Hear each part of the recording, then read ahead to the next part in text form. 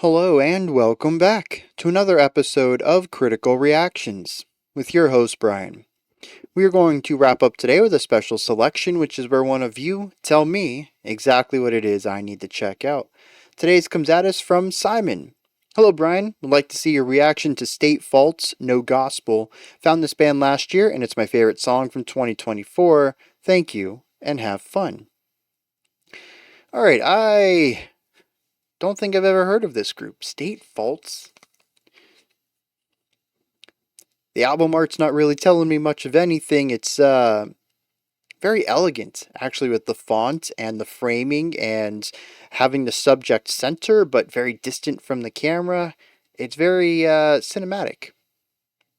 So I'm thinking it's not metal. Not to say that metal can't do this on their album. It's just you usually don't see this. So I don't know what we're in store for, though. I'm kind of thinking,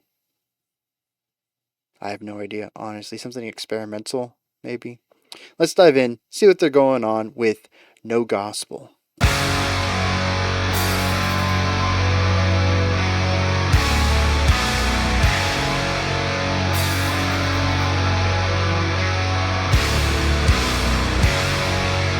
So 3 chords, but the first one is held out. We get the 2 other chords quickly, and then we come back to this.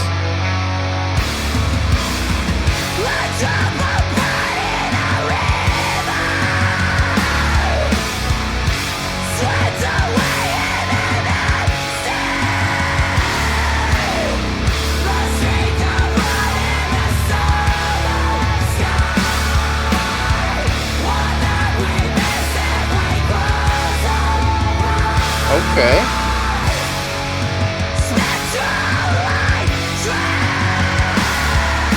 Harmonically, we have a dash of post-hardcore in here.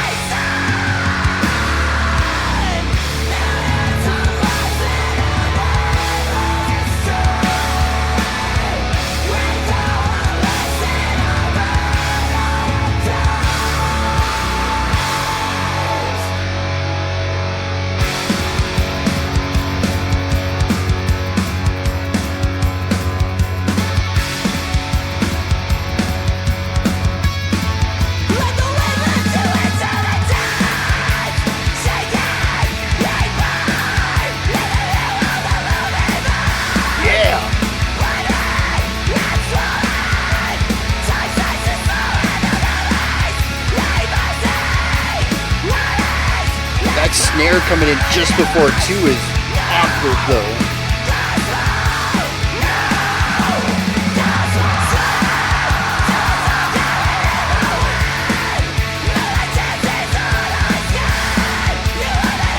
Basically just 1 chord here. We have the guitar operating that over there.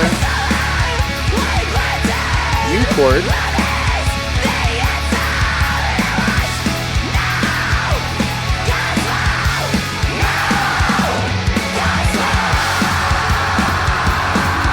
I was expecting halftime there, but we'll stick with the energy. Where are they taking us? Ooh.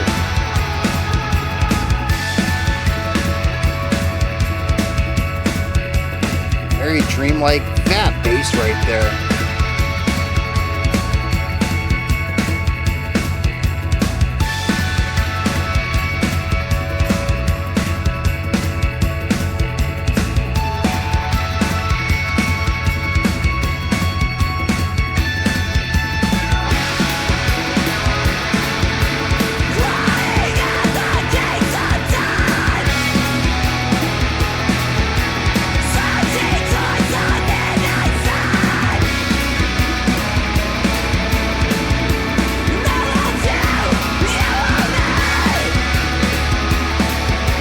So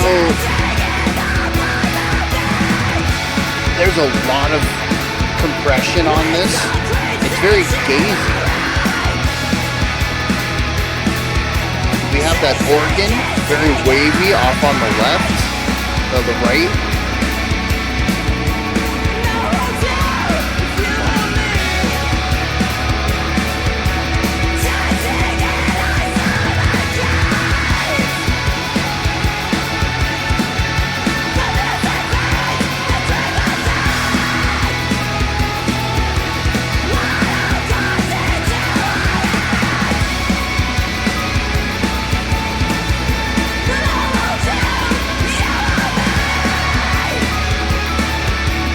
that descending guitar line.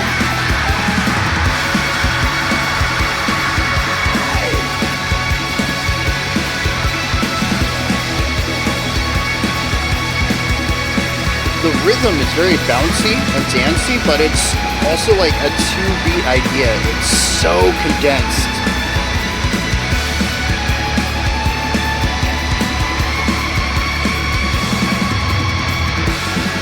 Guitar's just squealing over there. I mean, this whole song's been kind of heavy and hazy.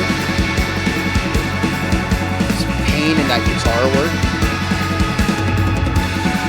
There's also beautiful moments. Oh, dude, the harmonics on the guitar.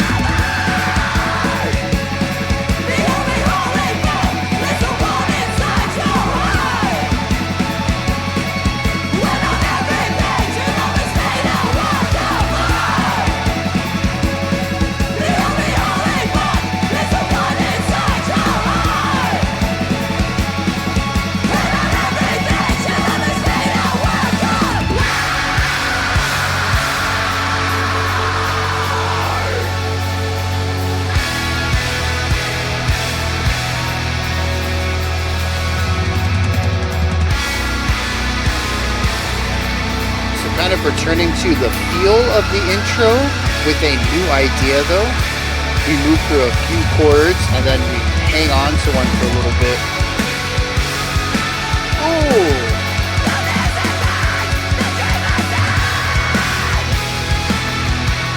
Yeah, that syncopation.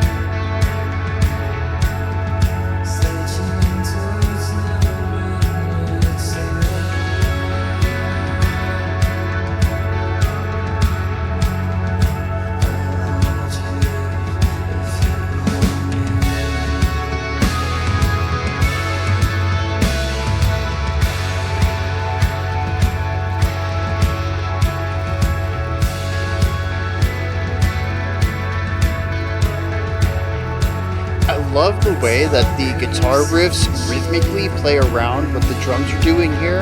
The drums have been the ones with syncopation before, and now they're not. So the guitar picks up on that.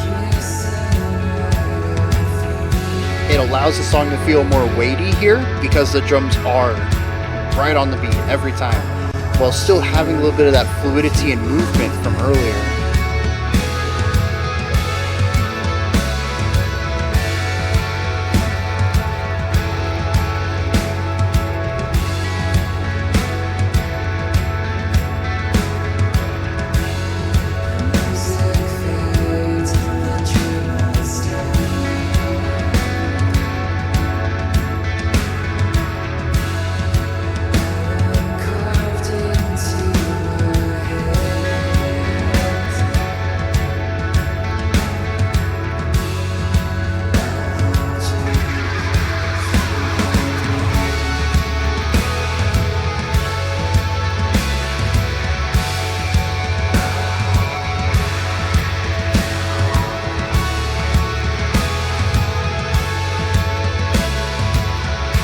When did the extended tom section come in?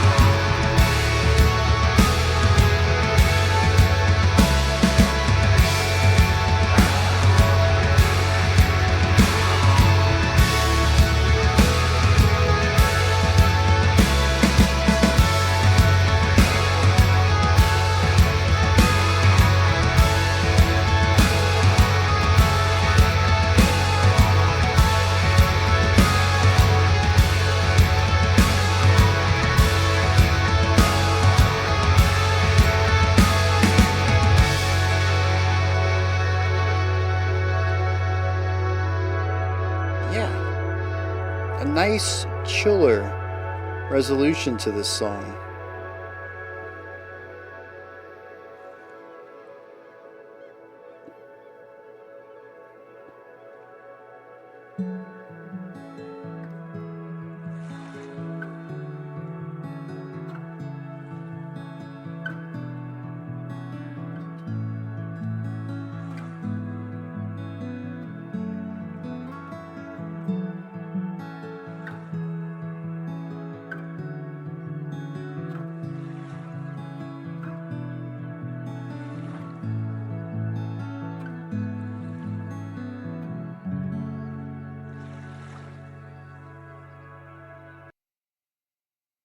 Oh, that goes into the next track.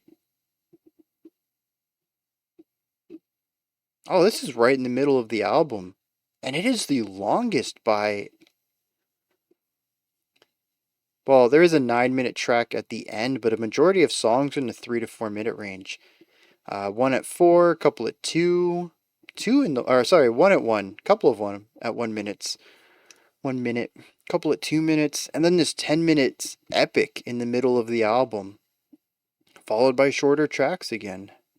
Interesting. Yeah, that one's going in my list. Came out in July of last year. That's what I'm talking about, man. There's just too much good music out there to keep track of it all. You're gonna miss some stuff. I really enjoyed the list I put together, my favorite albums from last year. And even in that video, I had a list of like 40 or 50 albums I didn't get to that I knew about. And as we continue to get into 2025, I'm hearing about more and more albums from last year that I didn't hear of that are fantastic. Or at least one song that's been shown to me is pretty good. It has me interested in the album. It's just there's so much. It's impossible to keep up with. This is a very cool song though.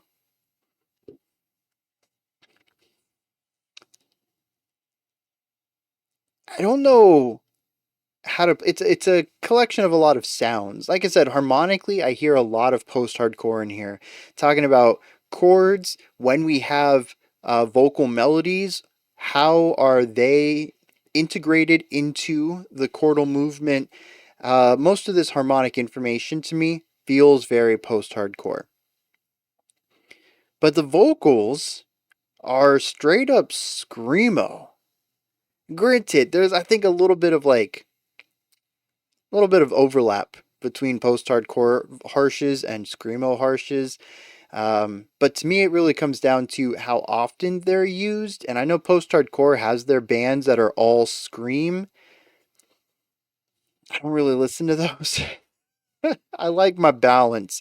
Um, but when I think of screamo, I think of just scream all the time. And it's also like a specific type of fry scream that also uses like clean vocalization as accenting points. And we hear plenty of that in here too. And we also hear, what would we call it? Like dissonant cleans as well, where the note choices in the cleans are specifically chosen to either clash with the chord that we're in or they're purposefully out of tune to create a tension in the music. No different than like when a guitar is playing a riff, and especially in post-hardcore or even metalcore, lots of core styles of music where they'll punch up into a really high, like sharp tone. It's usually a half step interval, super tense, super dissonant, and then amplified by the overdrive and the distortion and compression. Interjecting consonant ideas with these dissonant stingers is kind of a cornerstone to a lot of core music, and it's part of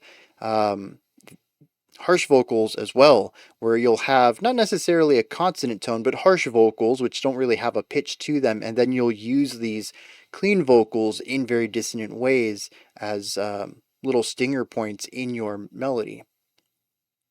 But Screamo uses this all the time. And yeah, we hear some of that in here too. So we have post-hardcore, we have Screamo, but when I think about the production of all of this, It's very hazy, very over compressed. This is moving away from the punkier hardcore origins of post hardcore and moving into the indie rock shoegaze element here, a rockier side of things, focusing on a lot of compression. There's actually even a point to it that with how the vocals are, for the most part, very harsh throughout, usually a higher pitch style fry, and the very hazy, compressed, white noise laden atmosphere combined with the mid-fi production, it isn't very clear at all. There's actually parts of it that kind of feel blackened to me. Now, granted, rhythmically, melodically, harmonically, I would say none of this is really black metal, but there is a tinge of it somewhere in here. This almost feels like, to me, as a mix of Screamo and Black Gaze would probably be my guess. But it's still, I mean, it's picking little parts from a bunch of different things, and I don't really know how to interpret it. Well, let me rephrase that. I have some stuff I want to bring up. We'll get into that analysis in a moment. I don't know how to engage with it, though. I think that's really it. It's very fresh to my ears. There's a lot of parts to it that I can recognize, but the whole of everything is very new. And it took me a while to kind of acclimate to it. There's still a lot of it that I don't think that I respond to well. We're going to touch on that in a second. But I think the general atmosphere of it is something I quite liked. I mean, as soon as this was over, I dragged a shortcut to my desktop of this album. I have to check this out later. But I'm not too sure I'm going to enjoy it. It's 62 minutes, and that could be a blessing or a curse. I'm actually happy to see shorter runtimes on this for most of the tracks. I think this track used its 10-minute runtime well, but I still have some criticisms for it. Regardless, let's get into some more depth on this. A majority of this track, I'd say the first 8.5 minutes or so, are high intensity, loud, abrasive sounds. It's paired with more melodic guitar ideas. The bass has a nice resonant tone and features some nice walking bass lines throughout, but for the most part, it's a lot of compression, a lot of white noise, a lot of screaming, and it sort of just creates something that feels very ephemeral, but full of pain. I think they do a great job of capturing this vibe and trying to find beauty within that. There's quite a few moments when the energy cuts down just a notch. Still a pretty high energy track, but finding some calm within that, removing some of the white noise from the outskirts, trying to open up some extra space, working with clean electric guitars rather than distorted ones, and twinkly guitar parts. Not necessarily moving into that Midwest emo sound, but sort of capturing some of those vibes. There is a very pretty element to some of these clean guitar licks. We also had, I think it was about 5 or 6 minutes in, that wonderful harmonic based guitar lick that I really liked. A bit higher pitched, you can hear the pluckiness of it. It was just a beautiful little descending idea. And actually, descending ideas permeate this entire track. There's very few guitar riffs that go up in pitch, many of them come down. There's definitely a feeling of weight all over this song. Not just from the atmosphere, the layering, the white noise, the compression, but like I said, also pitch is constantly in descent.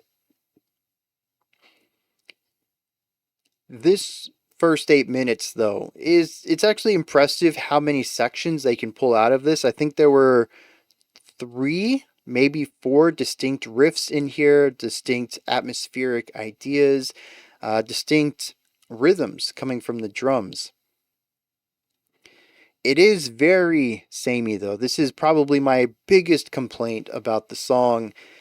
it has that gazy texture thing going on through a lot of it and a similar emotional atmosphere. It becomes a very focused track. It has one thing in mind and it runs for that, never looking for anything else, just blinders on. That's the goal. Let's go for it. And if you're in the mood for this, it's probably fantastic. Casually, this is probably a much better listening experience than me sitting here actively engaging with everything when there could be minutes at a time where there just isn't a lot of change happening. And I'm sort of left sitting there waiting for the next thing to happen so I can further my analysis of the song. It's one of those things where it's a bit of a criticism in my scenario right here, but probably not a problem overall. But I do enjoy, like I mentioned, the variety that we have in here. Despite going for a similar vibe throughout, the guitars are frequently doing their guitar stuff. Lots of white noise and compression, going for that gazy atmosphere, lots of weight and size to the guitars, while still having a bit of darkness mixed with a pinch of lightness trying to crack through it. That's the general thing going on there. The bass just sits in the middle and is super punchy throughout most of this. I love it. The vocals, the dude screams very well, actually, and I do like the style of Fry screaming. It is definitely up my alley. The drummer, though, I think is what ties everything together in the most bizarre way. The entire song to me feels like weight. It feels like I'm being compressed down. In fact, now that I think about it, if we take the drums out, it's kind of post-metal-y, isn't it? It likes to sit on one specific heavy, dark idea with a lot of compression and screaming. The screaming style is different. The chord progressions aren't typically what you would hear in post-metal, but the intention is very similar. But when you put the drums in, the entire equation changes. These drums are bouncy, they're infectious, they're groovy. It's really difficult not to move along with them. There's usually some sort of wild syncopation going on, and the very first drum pattern actually threw me off because we have an accent on 2 and 4, except the snare accent isn't on 2 and 4. It's on, like, the tail end of beat 1, like as close as you can get from beat 1 to becoming beat 2. That's where the snare accents. It's just a hair before, and it actually feels like the drums are rushing through this section. And then we get the hit right on 4, and you realize, oh, no, they're not rushing. They're just coming in a little early on that specific beat. And it makes it feel very wonky.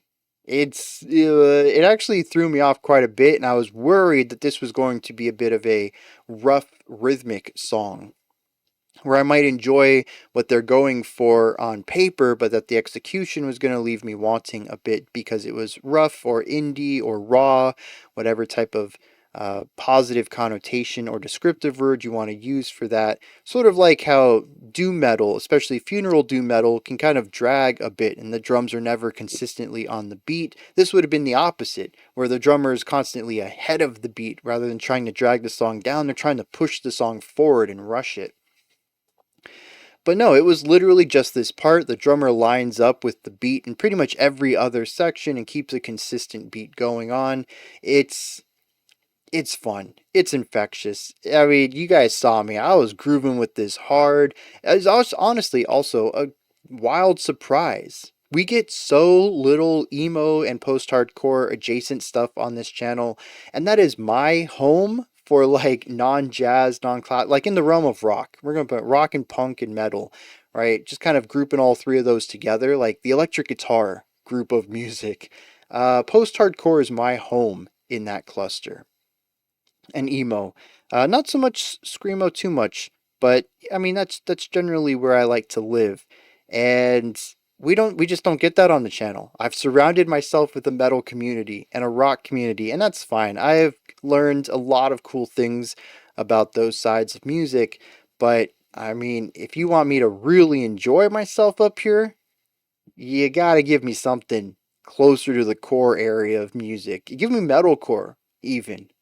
Um, And so it was very surprising to hear the screamo vocals and the post-hardcore chord progressions, and I kind of felt at home there at the beginning. And then the drums come in, and they're booking, they're moving, they're grooving, they got momentum to them.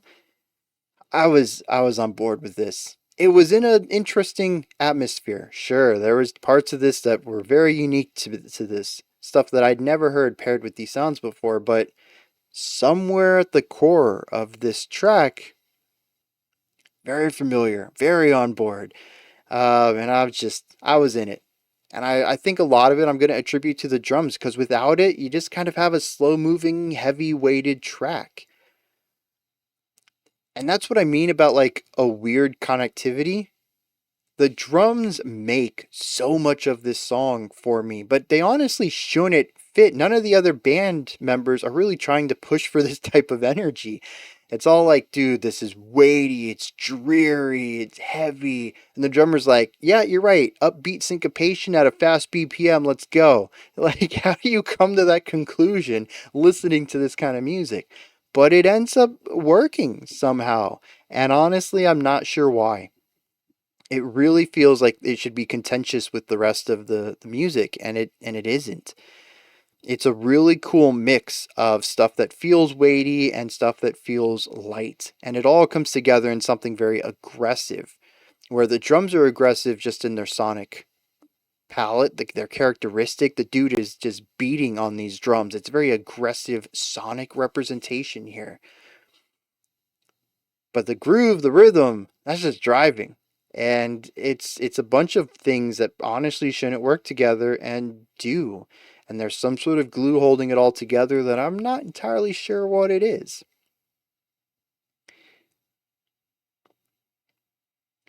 But after this 8 minute spurt of a variety of atmospheres of mostly heavy, weighty stuff, and eventually, towards the 7 minute mark, the drums do ditch the syncopated idea. I pointed this out. They're just right on the beat constantly.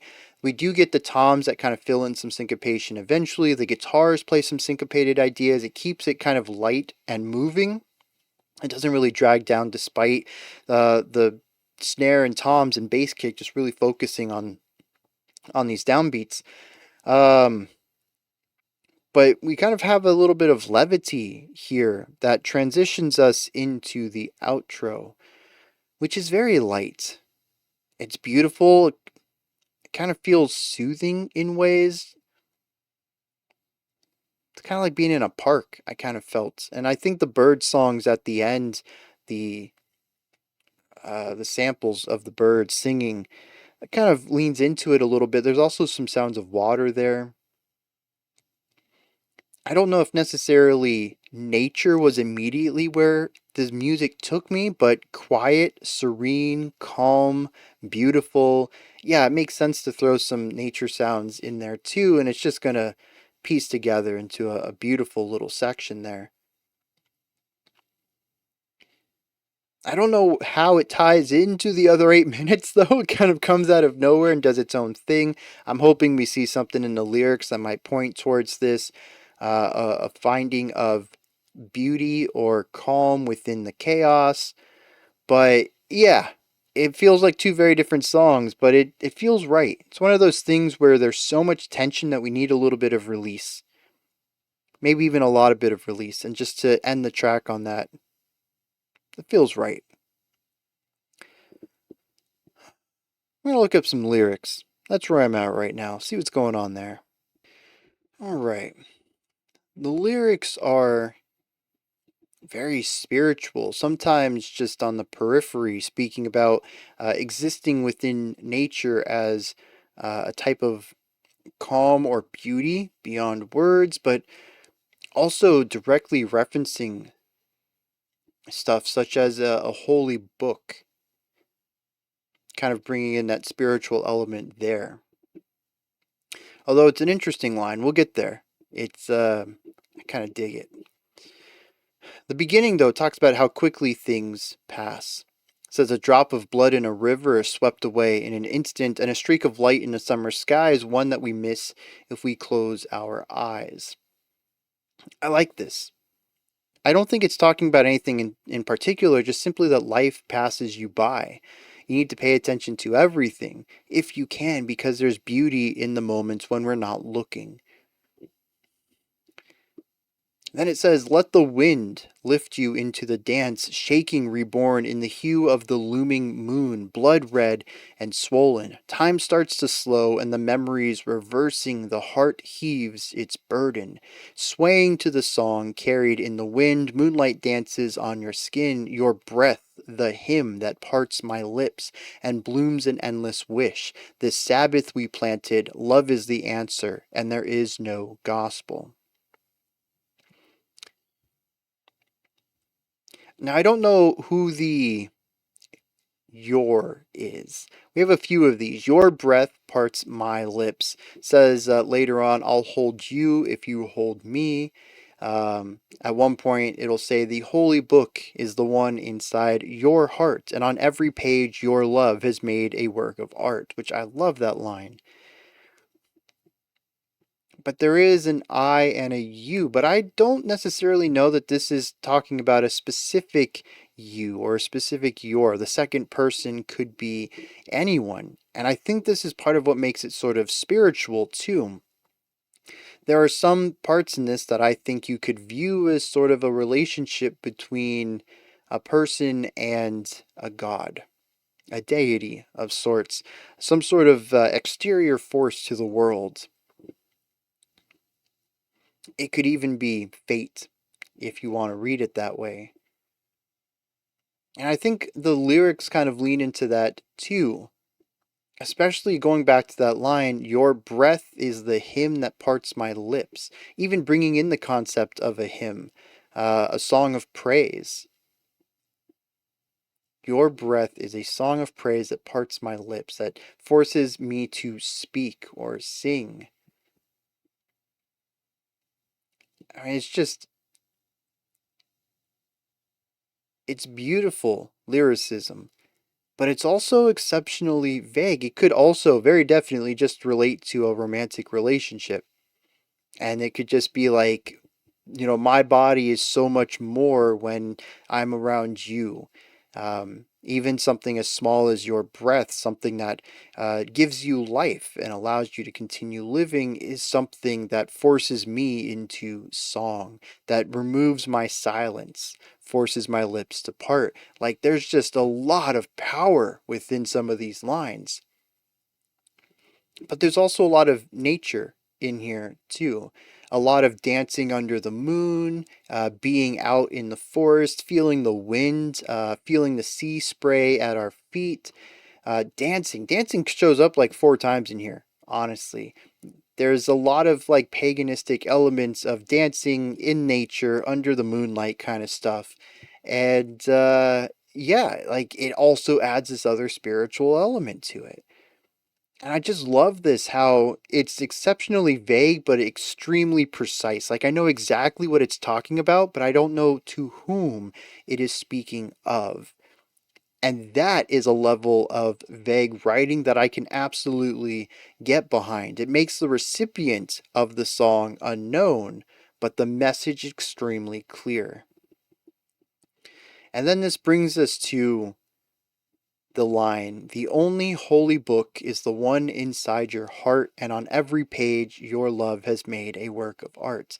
The idea of a holy book, obviously this relates to something like a Bible or a Quran, a book that someone would want to lead their life by, that was supposedly written by a higher power.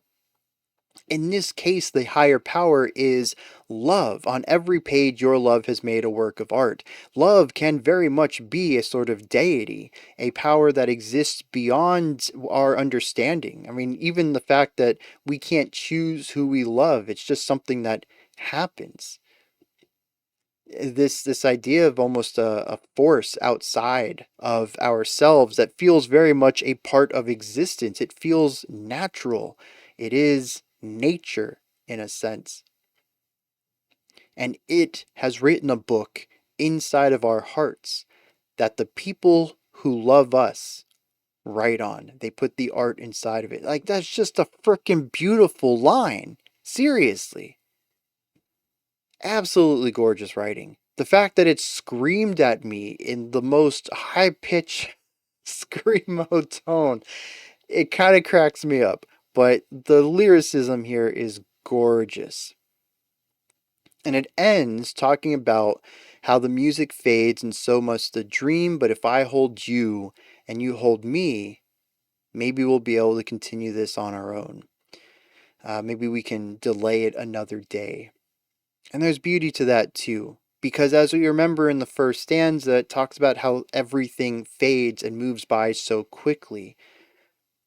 All we can really do is try to grasp everything we can and hold on to the things that we can for as long as possible, hoping that we can continue to see the beauty for another day. Those are my thoughts. State faults, no gospel. Let me know what you thought of this, though. If there's anything in here that stood out to you, anything that you would like to add on to what I said or correct me on, maybe you have your own interpretation of, please put all of that down in the comment section. Above that, in the description box, you'll find a link to Linktree. It takes you here. You can find links to my music, ways to support the channel, a link to the Discord server, and so much more. Above that, if you could, like, subscribe, and ring the bell. I greatly appreciate all three of those. Alright, that wraps it up for this one. I'll be back tomorrow, though, 5 p.m. Eastern Standard Time, 9 p.m. UTC as usual. Until next time, remember to be critical, not cynical, of the music you listen to, and have a fantastic morning, afternoon, or evening, whenever you choose to watch my videos.